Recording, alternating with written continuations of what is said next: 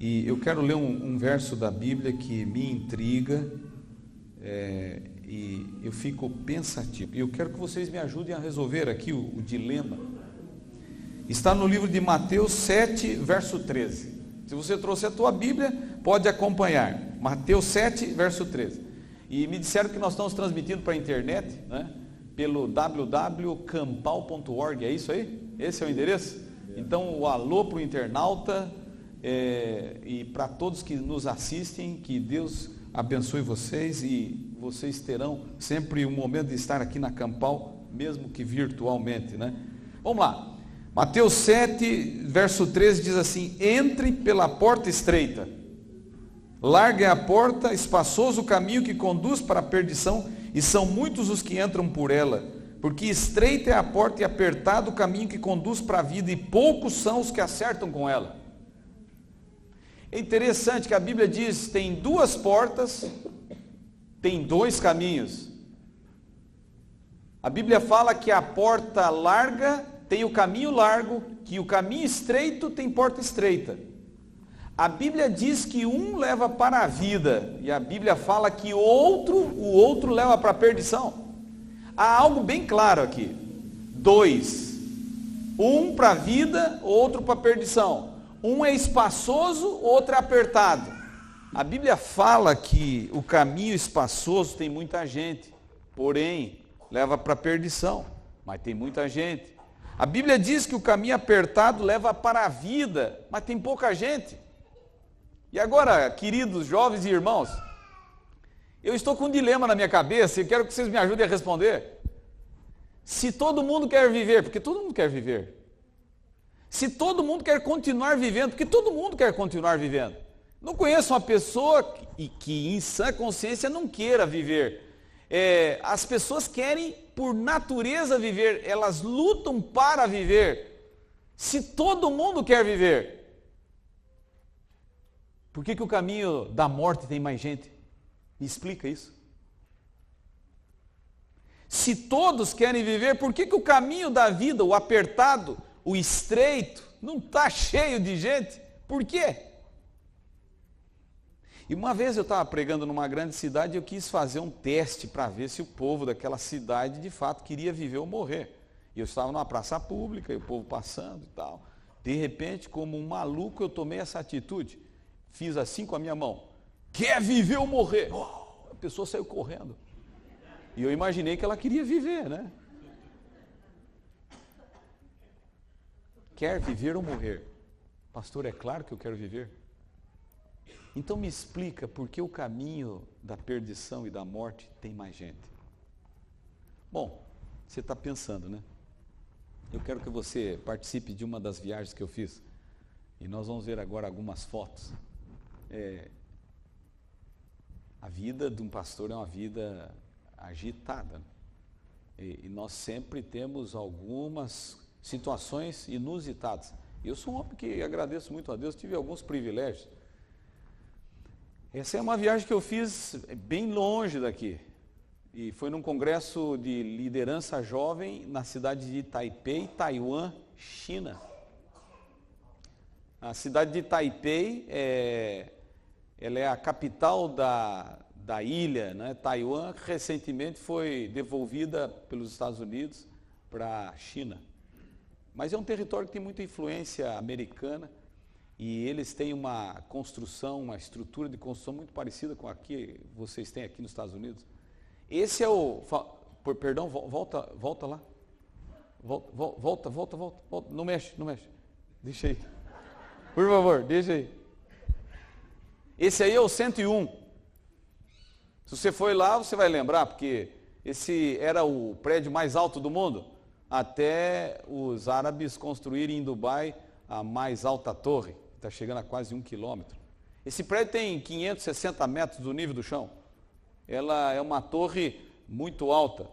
Eu estive nessa torre. Vai lá, passa o segundo aí. Olha lá, sou eu. Sou eu lá. Olha lá, mais uma. Olha lá, 101, Taipei. Vai mais uma. Para aí. Para você ter uma visão do prédio e da cidade de Taipei, que tem prédios altos. Olha só o tamanho da torre. Você que anda de avião, dá uma olhada nessa imagem, a próxima agora. Olha aí. Essa é a visão que você tem do mirante. Você está exatamente como dizem os pilotos, você está na altura de um avião quando ele está começando a se aproximar da pista de pouso. É mais ou menos assim. Então, mais uma foto aí. Eu estou lá, ó, sorrindo, hein? Mais uma. Aqui é a galeria que existe lá no 101, e vai contando os prédios mais altos, não é? Inclusive aqui está aquele prédio de Chicago. Está desatualizado, mas é uma das torres altas do mundo, não é? Bom, mais uma. Aí o elevador, esse vai ser um ponto importante. Mais uma. Oh, para nessa foto e fica aí agora. Uma noite eu estava lá no congresso, me desloquei do congresso porque eu queria ver a torre, eu queria subir no mirante à noite e eu queria ver de noite as luzes da cidade. Paguei meu ingresso e comecei a subir. São 560 metros do chão, você sabe que não é fácil. Aí eu peguei e subi. Quando eu entrei no elevador, notei que não tinha ninguém. O elevador começou a subir. No meio da torre ele parou, a porta abriu e entrou um homem. E quando aquele homem entrou, você sabe quando dois homens se encontram num ambiente fechado, não é muito correto ficar encarando de frente, né? Então, eu dei uma espiada e fiquei de lado, mas pensei comigo, eu conheço esse homem de algum lugar.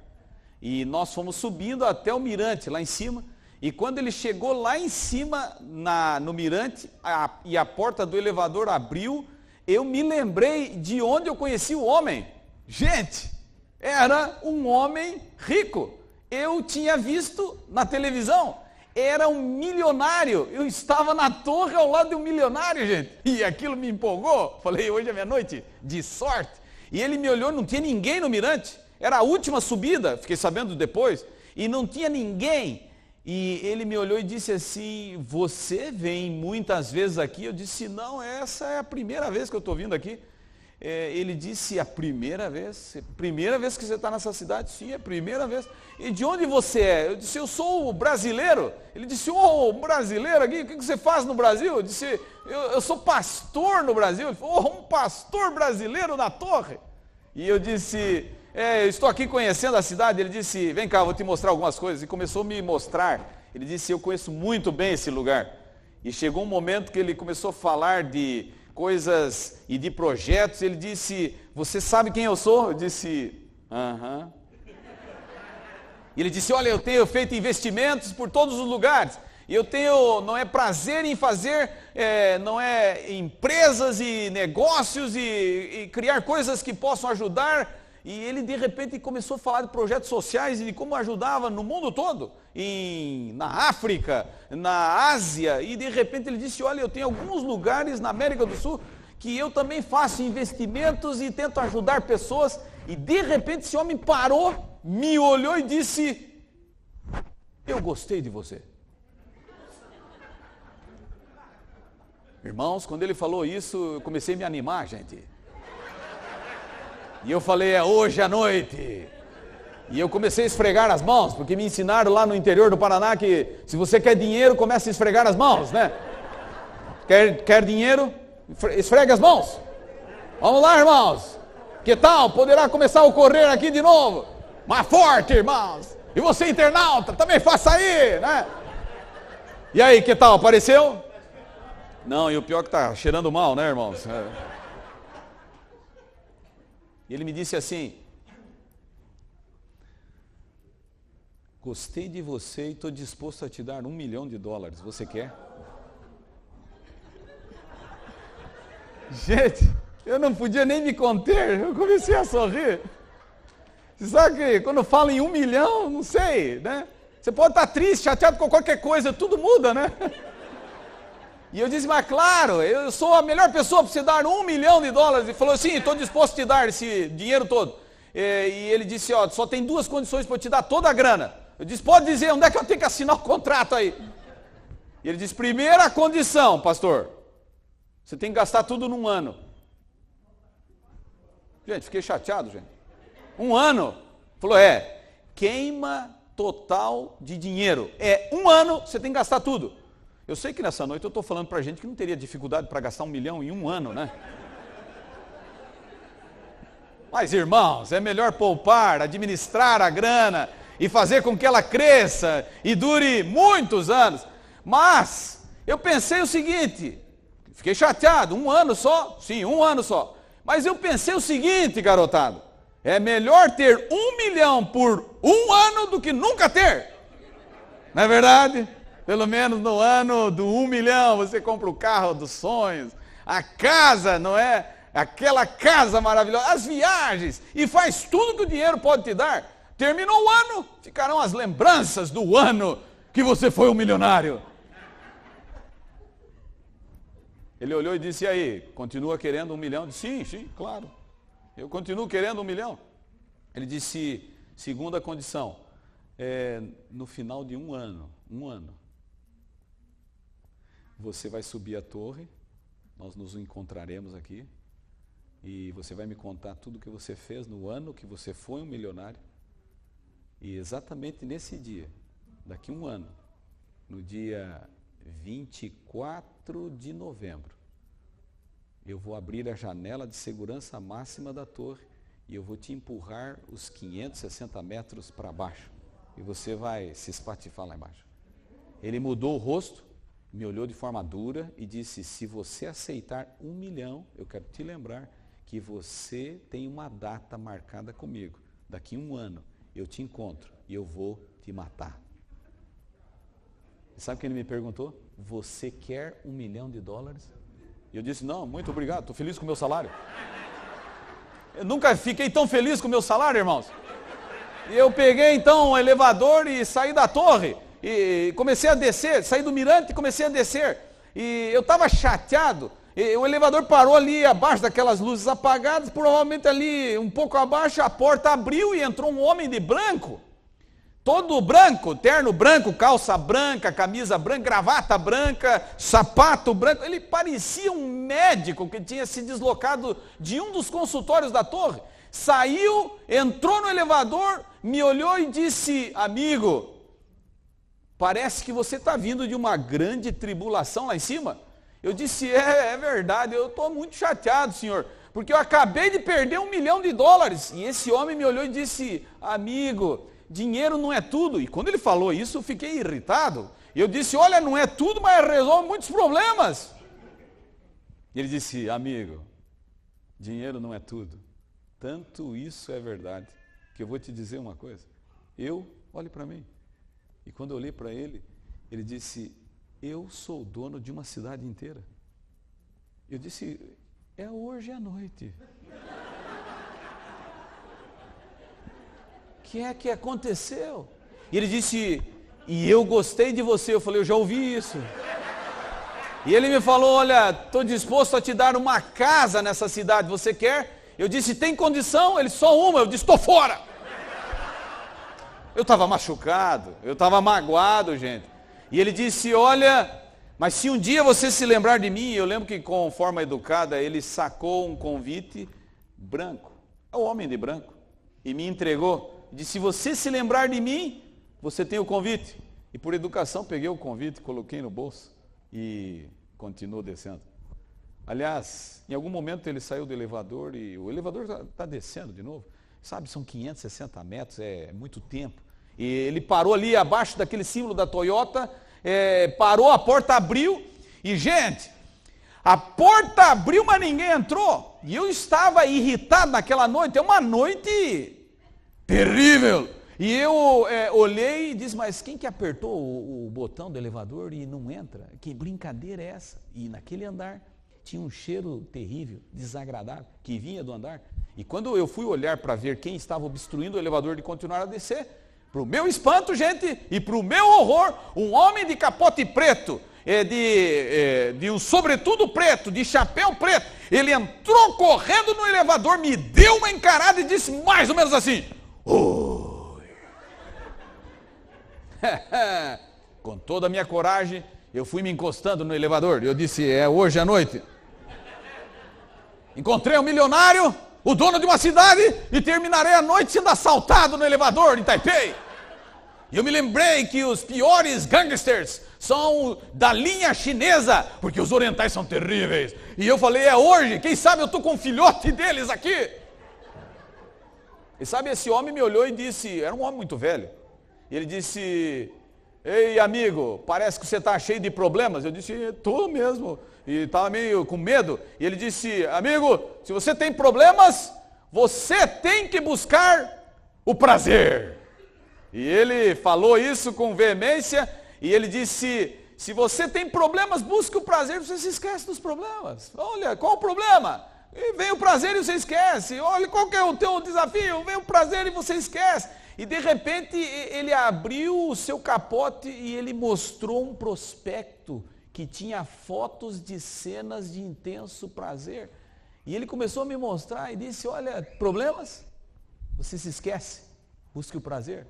E de repente ele sacou do bolso um cartão e ele disse, olha, esse é o meu favorito. Quando eu olhei o cartão, estava escrito assim em letras garrafais e fulminantes, Parque dos Prazeres. E ele disse, esse é o meu favorito. E eu me lembro que ele me deu aquele ingresso dizendo bem assim, o primeiro é de graça, depois vai custar. Mas não me lembrei disso. O elevador chegou no chão. A porta abriu e eu saí. E eu queria achar o parque. Mas eu era novo na cidade. Eu perguntei para uma pessoa, eu disse, você sabe onde é o parque? Ele disse, dos prazeres. Eu disse, aham, é conhecido aqui na cidade? Ele disse, o mais conhecido. Eu disse, me explica como é que eu chego lá? Ele disse, tá vendo a rua? Eu disse, aham. E ele diz bem assim, ó, vai toda a tua vida e no final dela você vai achar. Falei, mas peraí, toda a minha vida nessa rua, no final eu acho. Eu não consegui achar. E eu me lembro que eu perguntei pela segunda vez para uma pessoa, como é que eu encontro o parque? Ele disse, não te ensinaram? Eu disse, mas o quê? E ele disse, solte a mente, relaxe o pensamento e você está entrando dentro do parque. Bom, eu quero dar um stop na mensagem para lhes dizer que eu estou contando uma parábola. De fato, eu estive lá em Taiwan, Taipei, você viu as fotos? De fato, subiu 101, é verdade. De fato, eu estive lá a 560 metros do chão, isso é fato. Mas eu não encontrei nenhum milionário na torre. Eu tampouco encontrei o homem de branco. Eu não encontrei o homem de capote preto, mas eu quero te dizer uma coisa. Até agora eu estou tentando responder a pergunta.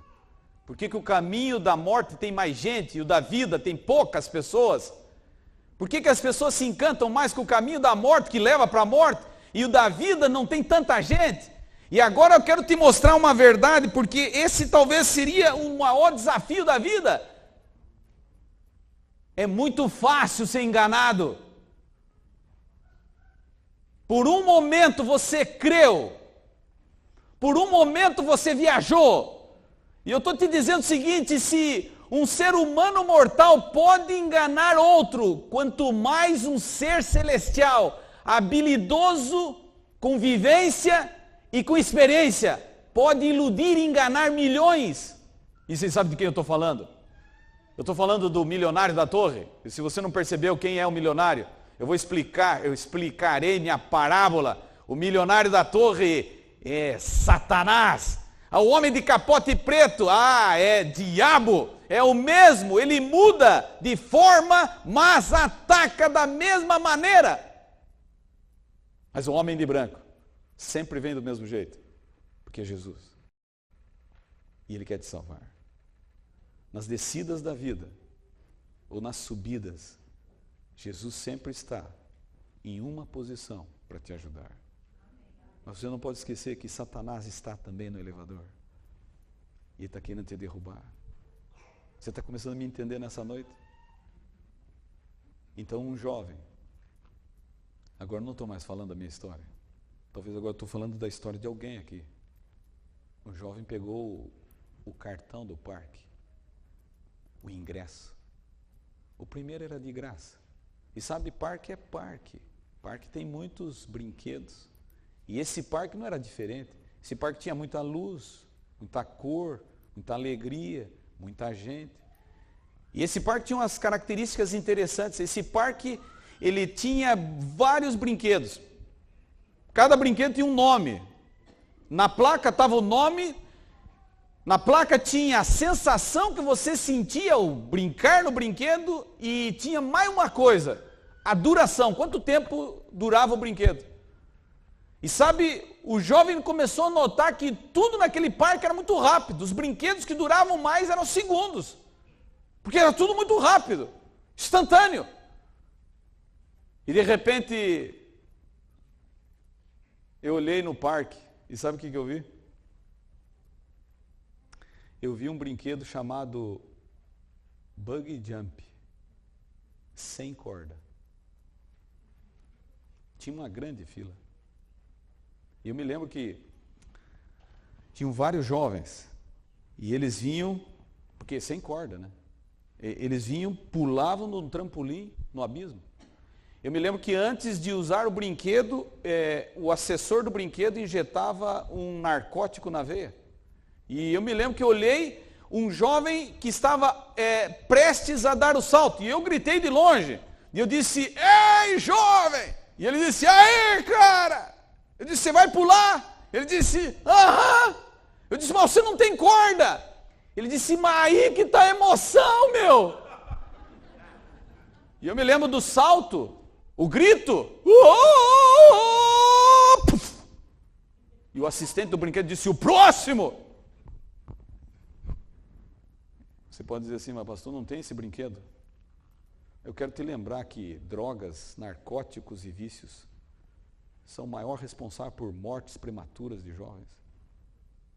Esse é um dos brinquedos mais brincados por muita gente, e não é só jovens. Empresários, pessoas ricas, pobres. Eu comecei a olhar o parque, e sabe, dentro do parque, é interessante, eu preguei essa mensagem um tempo atrás, e eu recebi pela internet um e-mail de uma moça dizendo, você contou minha história. Eu disse, mas como eu contei tua história? Eu disse, eu frequentei o parque, pastor. Eu disse, mas que brinquedo você brincou? E ela descreveu o brinquedo. Ela disse, por muito tempo eu brinquei com um brinquedo que se chamava, e ela deu o nome do brinquedo.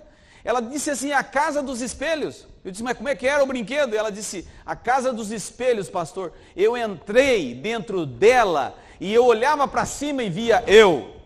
Olhava para baixo, eu. Para o lado, eu. Para o outro lado, eu. Para frente, eu. Para trás, eu. Para os lados, eu. Esse brinquedo, pastor, eu acabei com os relacionamentos, porque eu só consegui ver eu. Eu não consegui ver Deus, o próximo, meus amigos, minha família. E eu me destruí. Brinquedos de um parque. Sabe qual foi um dos brinquedos mais buscados desse parque? Estava lá.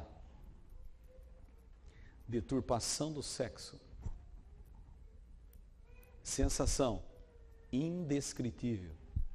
Duração 5 segundos. 1, 2, 3, 4, 5. Acabou. Volte para a fila. Por que tão pouco? Por que gastar tanto tempo por tão pouco?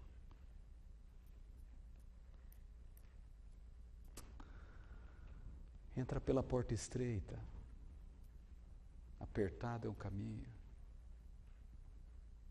mas conduz para a vida. De repente eu me lembrei do homem de branco. E o homem de branco, ele me deu um convite, vocês se lembram? E quando eu procurei o convite, sim, o convite estava lá. E quando eu achei o convite, vou pedir para a Eliane, não combinei contigo, mas toca uma música bem solene. Bem solene. Porque agora eu quero falar do convite. O homem de branco me deu um convite. E sabe, olhei para o convite, e o convite dizia bem assim, você está perdido? Então rasgue-me, rasgue-me, rasgue-me, rasgue, Rasgue. Você está perdido? Rasgue. E eu olhei e disse, mas nunca rasguei um convite. Como é que eu vou rasgar um convite? Os convites a gente tem que guardar. Eu já recebi convite de batismo, de casamento, de aniversário, de formatura. Convite. Mas o convite dizia, se você está perdido, rasgue-me. Então eu comecei a rasgar. Porque eu estava perdido. O convite continuou dizendo, se você está perdido, desdobre-me. Desdobra. Você está perdido? Desdobra. E eu comecei a desdobrar. Continuei desdobrando. E finalmente, na minha frente, apareceu uma imagem que nunca mais vou me esquecer. Apareceu a cruz. Eu não sei se você sabia, mas com uma cruz na mão, você tem os 4 pontos cardeais do mundo. E ninguém se perde com uma cruz na mão. Porque você sabe o norte e o sul, o leste e o oeste. E você consegue se orientar.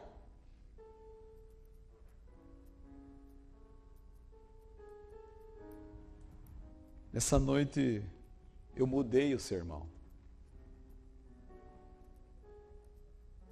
Não é o sermão que está no programa.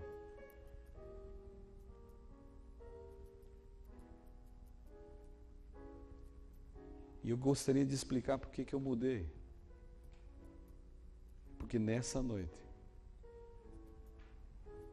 Deus tem um plano com uma pessoa dentro desse auditório. Tem alguém aqui muito especial para Deus. Tem alguém aqui que precisa de novo aceitar a cruz. Tem alguém aqui que de novo precisa voltar para o velho caminho, o caminho estreito e apertado, mas é o caminho da vida e da salvação. E nessa noite, eu gostaria de orar por você. Mas antes de orar, toda vez que eu rasgo essa cruz, eu dou essa cruz para alguém dentro do auditório. Eu nunca forcei. Porque desde que eu me tornei um pregador, eu descobri que o Evangelho é de graça. Você tem que aceitar. Então eu quero fazer uma pergunta. Tem alguém aqui nessa noite que quer ficar com a cruz? Quer levantar a mão e dizer, pastor, ela vai ser minha. Tem alguém? Vem cá. Vem cá. Você vai poder ensiná-los como é que se faz uma cruz com um corte só. Que está aqui, ó. O segredo é as dobras. Fácil. Está aqui, ó. As marcas. Mas mais do que isso, mostre para eles como é que é a cruz desdobrada. Mostre para eles. Mostre.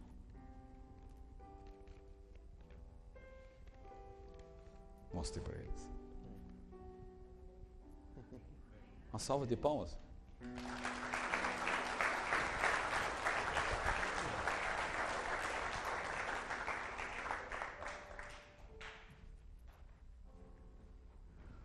Pastor Levi Borrelli entrou em contato comigo e disse, você pode vir? Eu disse, eu não posso. Eu só saio uma vez da divisão para um convite individual que eu aceite. E saio da divisão para convites que a igreja autoriza. Meu trabalho é na América do Sul. Mas não deu 2 semanas, recebi um e-mail do presidente da divisão sul-americana, pastor Herto. O pastor Levi se contactou com ele. E o pastor Herto me disse bem assim, você deve ir à Flórida. Eu te peço, se você pode, atenda esse pedido. E eu disse para o chefe, o seu pedido é uma ordem, chefe. E nessa noite eu estou aqui. E eu quero fazer o primeiro apelo. Será que tem alguém que gostaria de vir aqui à frente? Porque quer reconsagrar a vida. Quer dizer, Senhor, vocês aqui estão no dia de ação de graças, né? Coisa mais bonita para Deus é você agradecer pela salvação. Porque me salvou, me perdoou. Mais do que da comida, da casa, do dinheiro, mais do que tudo, o Senhor me salvou. Nessa noite eu quero fazer um apelo, eu quero ver, você quer reconsagrar a vida? Dizer, Senhor, eu quero de novo aceitá-lo como meu salvador pessoal, quero de novo estar ao teu lado. Eu descobri de novo hoje que Satanás é um ilusionista habilidoso e sabe enganar bem. Eu não quero mais me perder, não, quero andar no caminho. Tem alguém que quer levantar e vir aqui? Tem alguém que quer levantar? Você tem coragem? Tem que ter coragem. Tem que ter coragem para fazer isso. Venha cá, se acerque. Como dizem os hispanos, né? Se acerque. Venha. É melhor ter mais gente aqui do que aí. É melhor ter mais gente perto do que longe. Então venha. Não tenha medo. Não se preocupe. É possível que no meio dessa turma tem gente que não andou no parque. Tem gente que está sendo fiel e tem sido constante com Deus e sabe, né? A vida devocional que tem. E ele é tão humilde que nunca ninguém soube disso. Por isso que o céu nós vamos ter surpresas. Pessoas que nós rotulamos como perdidas vão estar salvas. Mas é possível que no meio dessa multidão que está vindo aqui, tem gente que pisou no parque. E sabe, a igreja me mandou aqui nesse acampamento para dizer a primeira coisa para você. Hoje chegou o dia de você sair desse parque. Hoje chegou a hora de você se levantar e se agarrar aos braços de Deus e mudar de vida e para sempre. Essa é a tua noite. Esse vai ser o teu momento. E eu quero orar por você nessa noite. Você não precisa fazer uma confissão pública, você não precisa externar publicamente um testemunho de uma vida devassa. Não. Mas você deve fazer isso tudo para Deus, em secreto. Você poderá nesse acampamento conversar e contar, dizer e falar a esse Deus tudo o que está errado na tua vida. E a hora que você cruzar a porteira no domingo à tarde, você pode olhar para trás e dizer, nesse lugar, mudei meu destino, minha vida, e eu serei um homem e uma mulher, um jovem e uma criança, que andará no caminho do bem. Você quer isso? Fique de pé, você que não está de pé, vamos orar a Deus, vamos falar com Deus, vamos pedir a Deus, vamos orar, vamos falar com Deus. Bondoso Deus, a tua palavra diz, entrem pela porta estreita. Mas o Senhor sabe que na mesma passagem, diz que está ali o caminho largo e espaçoso. E um Satanás e um inimigo e um acusador que diz, andem pelo caminho espaçoso. Divirtam-se, aproveitem, que a vida é curta e você tem que aproveitar a vida.